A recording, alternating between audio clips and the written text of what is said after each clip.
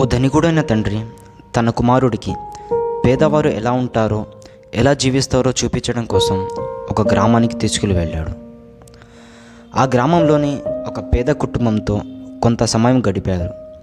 తిరుగు ప్రయాణంలో తండ్రి తన కొడుకుని ఇలా అడిగాడు, చూసావు కదా పేదవారు ఎలా ఉంటారో, ఎలా జీవిస్తారో, దీన్ని బట్టి నువ్వేం నేర్చుకున్నావు అని అన్నాడు.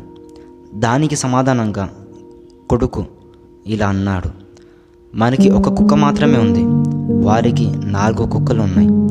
మనకి ఒక స్విమ్మింగ్ పూల్ మాత్రమే ఉంది, వారికి నది ఉంది. మనకు చీకటి పడితే ట్యూబ్లైట్లు ఉన్నాయి, వారికి నక్షత్రాలే ఉన్నాయి. మనం ఆహారాన్ని కొంటున్నాము, కానీ వాళ్ళు వారికి కావలసిన ఆహారాన్ని వాళ్ళే పండించుకుంటున్నారు.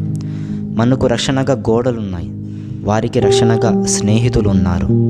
మనకు టీవీ, సెల్ ఫోన్స్ ఉన్నాయి, కానీ వాళ్ళు వారి కుటుంబంతో, బంధువులతో ఆనందంగా గడుపుతున్నారు.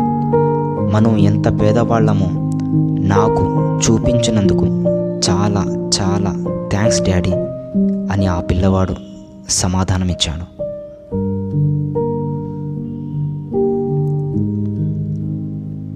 ఈ వీడియో నచ్చితే లైక్ చేయండి, షేర్ చేయండి.